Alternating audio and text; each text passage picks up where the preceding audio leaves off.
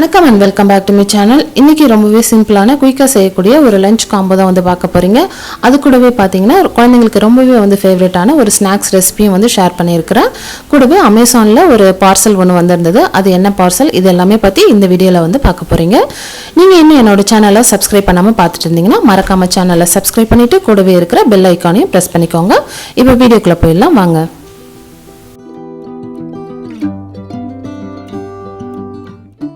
நம்ம டெய்லியும் வந்து குழம்பு செஞ்சு சாப்பிட்டா ஹெல்த்தின்னு கிடையாது. நிறைய வெஜிடபிள்ஸ் ஆட் பண்ணிட்டு இந்த மாதிரி நம்ம வந்து வெரைட்டி ரைஸ் மாதிரி செஞ்சுட்டு கூடவே கொஞ்சம் நிறைய வந்து பொரியல் வச்சு சாப்பிடும்போது ரொம்பவே வந்து அன்னைக்கு வந்து ரொம்ப ஹெல்த்தியாக சாப்பிட்ட மாதிரி ஒரு ஃபீல் இருக்கும். கண்டிப்பாக வந்து நீங்கள் வந்து இதை வந்து ட்ரை பண்ணி பாருங்க. ஒரு வானல்ல 1 டீஸ்பூன் நெய் சேர்த்துட்டு அதில் ஒரு பெரிய சைஸ் வெங்காயத்தை வந்து கட் பண்ணிட்டு சேர்த்துக்கிறேன். வெங்காயம் கொஞ்சம் நேரம் வதங்கினதுக்கு அப்புறமா அதில் ஒரு 1 டீஸ்பூன் இஞ்சி பூண்டு பேஸ்ட் மட்டும்தான் வந்து சேர்க்க போகிறேன். வேறு எந்த பெரிய மசாலாவும் வந்து நம்ம இதில் வந்து சேர்க்க போகிறது இல்லை. இப்போ நம்ம டைரெக்டாக வந்து பொடியாக வந்து கட் பண்ணி வச்சுருக்கிற வெஜிடபிள்ஸை வந்து நம்ம வந்து சேர்த்துக்கலாம்.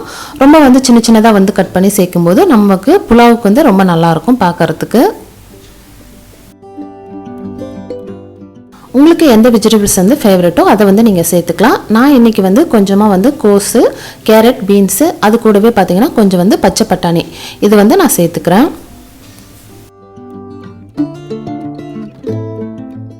பச்சை பட்டாணி பார்த்தீங்கன்னா கொஞ்சம் முளை வந்துடுச்சு. ரொம்ப நாள் வந்து அதை பார்க்காம விட்டுட்டேன். சரி அதுவுமே ஹெல்த்தி தானேன்னு சொல்லிட்டு அப்படியே வந்து சேர்த்து செஞ்சுட்டேன்.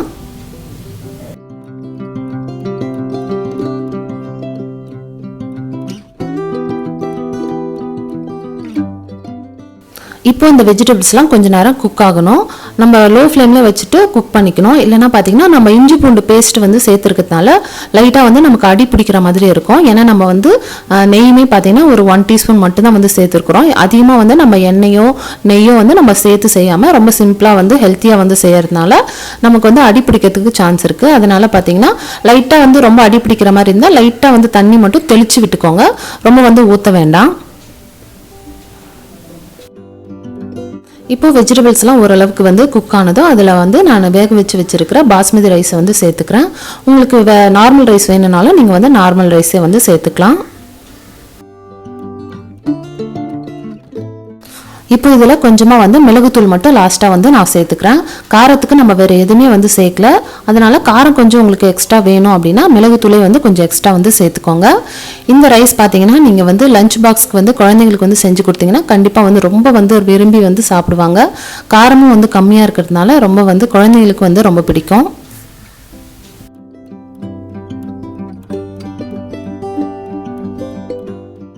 இப்போ இதுக்கு சைட் டிஷ்ஷாக பார்த்தீங்கன்னா மஷ்ரூம் பெப்பர் ஃப்ரை தான் வந்து பண்ண போகிறேன்.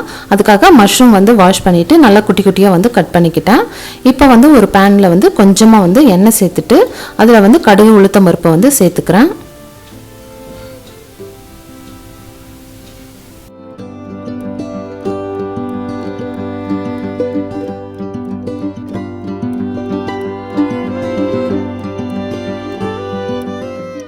இப்போ ஒரு பெரிய சைஸ் வெங்காயத்தை வந்து பொடியாக கட் பண்ணிட்டு சேர்த்துக்கிறேன். வெங்காயம்லாம் கொஞ்சம் நேரம் நல்லா வதங்கட்டும்.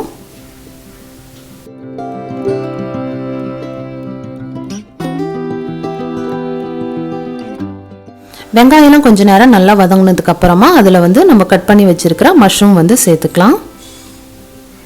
மஷ்ரூம் பார்த்தீங்கன்னா இந்த ரெசிபியை வந்து நீங்கள் வந்து கொஞ்சம் சின்ன சின்னதாக வந்து கட் பண்ணி சேர்க்கும்போது ரொம்ப வந்து டேஸ்ட் நல்லாயிருக்கும். நல்லா வந்து வெந்துடும் சீக்கிரமாக.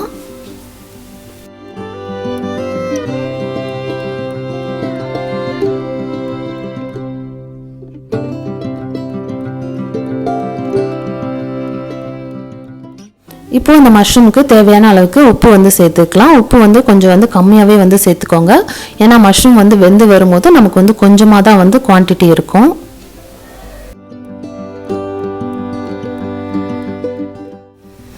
இப்போது மஷ்ரூம்லாம் நல்லா வெந்ததுக்கப்புறமா கடைசியாக பார்த்தீங்கன்னா 1 டீஸ்பூன் சோம்புத்தூள், 1 டீஸ்பூன் சீரகத்தூள், 1 டீஸ்பூன் வந்து மிளகுத்தூள் சேர்த்துக்கிறேன்.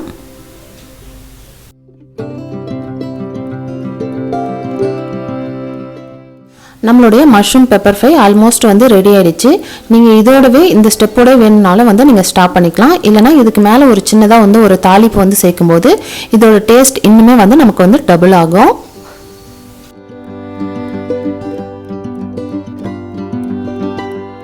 ஒரு தாளிப்பு கரண்டியில் கொஞ்சமாக வந்து எண்ணெய் சேர்த்துட்டு அதில் கடுகு, உளுத்தம்பருப்பு, கொஞ்சம் காஞ்ச மிளகா, அது கூடவே பார்த்திங்கன்னா ஒரு கொத்து கருவேப்பிலையும் வந்து சேர்த்துட்டு இந்த தாளிப்பை அப்படியே எடுத்து நம்மளுடைய மஷ்ரூமில் வந்து சேர்த்துக்கலாம். இப்போ இந்த மாதிரி நம்ம செய்யும்போது மஷ்ரூம் பெப்பர் ஃப்ரை வந்து ரொம்ப வந்து டேஸ்ட் வந்து டிஃப்ரெண்ட்டாக சூப்பராக இருக்கும். கண்டிப்பாக வந்து இந்த மெத்தடில் வந்து ஒரு டைம் வந்து ட்ரை பண்ணி பாருங்கள்.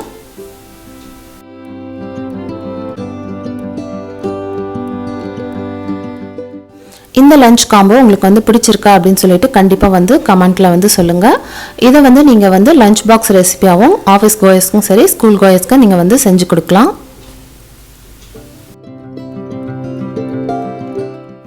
லஞ்ச்லாம் வந்து சாப்பிட்டு முடிச்சதுக்கப்புறமா ஜேடன் பார்த்தீங்கன்னா ரொம்ப நாளாக வந்து டோனட் வேணும் அப்படின்னு சொல்லிட்டு கேட்டுகிட்டே இருந்தான். சரி, நம்ம கடையிலேருந்து வாங்கி கொடுக்கறதுக்கு பதிலாக வீட்டிலே வந்து செஞ்சிடலாம் அப்படின்றதுக்காக இன்றைக்கி ஈவினிங் ஸ்நாக்ஸ்க்கு வந்து டோனட் தான் வந்து செய்ய போகிறேன்.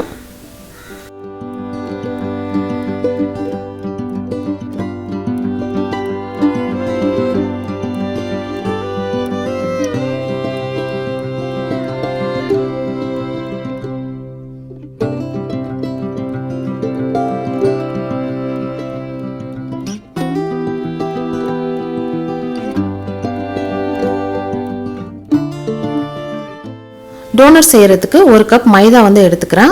கோதுமை மாவுலையும் வந்து செய்யலாம். நான் வந்து ஃபஸ்ட் டைம் செய்கிறேன் அப்படின்றதுனால சரி மைதாவிலே வந்து செஞ்சிடலாம், நெக்ஸ்ட் டைம் வந்து கோதுமையில் பார்த்துக்கலாம் அப்படின்னு சொல்லிட்டு விட்டுட்டேன். இப்போ இதில் 1 டீஸ்பூன் பேக்கிங் பவுடரும் 1/4 டீஸ்பூன் வந்து பேக்கிங் சோடாவும் வந்து சேர்த்துக்கிறேன். கொஞ்சமாக வந்து ஒரு பிஞ்ச் சால்ட்டும் வந்து சேர்த்துக்கிறேன். சேர்த்துட்டு நல்லா வந்து இதெல்லாமே சலிச்சு எடுத்துக்கலாம்.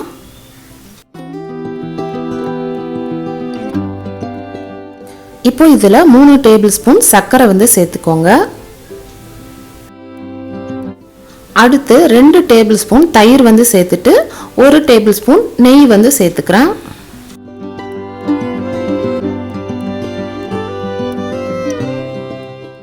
இப்போ இந்த மாவை கொஞ்சம் கொஞ்சமாக வந்து பால் சேர்த்து நம்ம வந்து பிசைஞ்சிக்கலாம்.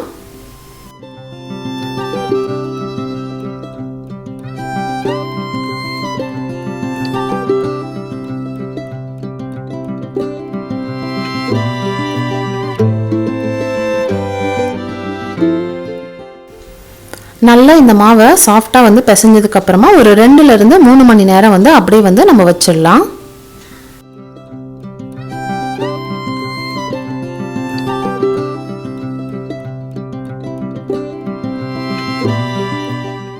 அடுத்து நான் அமேசானில் ஆர்டர் பண்ணியிருந்த ஒரு ஐட்டம் வந்து டெலிவரி ஆச்சு.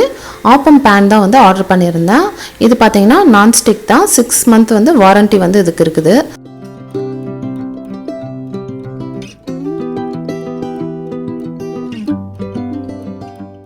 பேக்கிங்லாம் பார்த்திங்கன்னா நல்லா பக்காவாக வந்து பேக் பண்ணி தான் வந்திருந்தது. எந்த ஒரு டேமேஜும் வந்து ஆகிறதுக்கு வந்து சான்ஸ் இல்லை. நல்லா வந்து பேக்கிங் சூப்பராக பண்ணியிருந்தாங்க. ஆனால் பார்த்திங்கன்னா பேன் பார்த்திங்கன்னா ரொம்ப வந்து சின்ன சைஸாக இருக்கிற மாதிரி இருந்தது. ஆப்பம் செஞ்சு பார்த்துட்டு தான் எப்படி இருக்குன்னு சொல்லிட்டு சொல்கிறேன். நான் அடுத்த வீடியோவில் வந்து நான் அதை பற்றி வந்து உங்கள்கிட்ட சொல்கிறேன். வித் லிட்டோடே வந்திருந்ததுனால நமக்கு ஆப்பம் செய்கிறதுக்கெலாம் ரொம்ப வந்து ஈஸியாக கன்வீனியண்ட்டாக இருக்கும். இந்த பேனோட லிங்க் வந்து நான் உங்களுக்கு டிஸ்கிரிப்ஷன் பாக்ஸில் தரேன், செக் அவுட் பண்ணிக்கோங்க.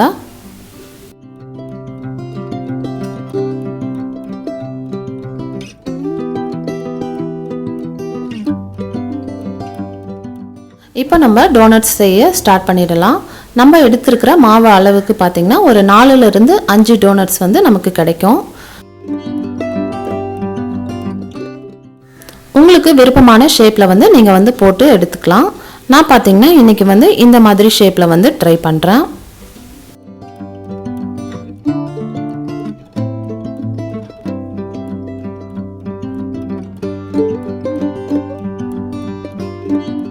மாவு இந்த மாதிரி நல்லா நீளமாக வந்து கையாலே வந்து திரட்டி எடுத்துக்கிறேன்.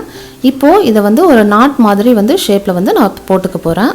இப்போ இந்த 2 முனைகளையும் மறுபடியும் வந்து உள்ளே வந்து ஒரு டைம் வந்து உள்ளே விட்டுட்டு லாஸ்ட்டாக வந்து இந்த 2 முனைகளையும் வந்து நல்லா வந்து ஜாயின் பண்ணி நல்லா வந்து அழுத்தி விட்டுக்கோங்க. நல்லா வந்து அழுத்தலைன்னா நமக்கு வந்து எண்ணெயில் வந்து பொரிக்கும் போது அந்த முனைகள் வந்து நமக்கு அப்படியே லைட்டாக வந்து விட்டுடுது. நான் செஞ்ச ஒரு டோனட்லேயும் வந்து அந்த மாதிரி வந்து ஆச்சு. அதனால் நல்லா வந்து மாவு வந்து ப்ரெஸ் பண்ணி அந்த 2 முனையும் வந்து நல்லா வந்து ஜாயின் பண்ணிக்கோங்க.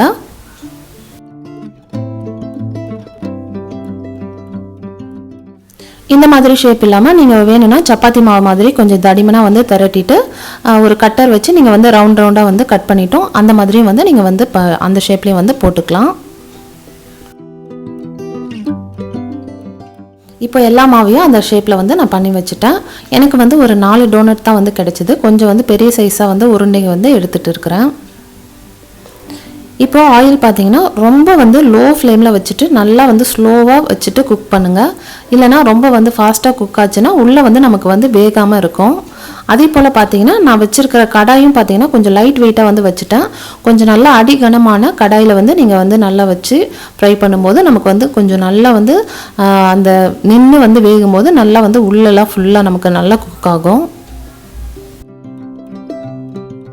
2 சைடும் நல்லா வெந்ததுக்கப்புறமா நம்ம டோனட்டை வந்து வெளியில் எடுத்துடலாம். நான் வந்து ரொம்ப சின்ன கடாய் வச்சுருக்கிறதுனால ஒன்று வந்து போட்டு பொரித்து எடுத்துக்கிட்டேன்.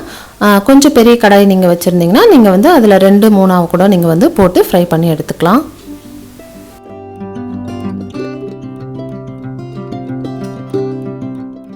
இதே போல் ஒன்று பொரித்து எடுத்ததுக்கப்புறமா நமக்கு இதுக்கு மேலே எந்த மாதிரி டாப்பிங் வேணுமோ உங்கள் இஷ்டம் தான். நீங்கள் அதுக்கேற்ற மாதிரி நீங்கள் பண்ணிக்கலாம்.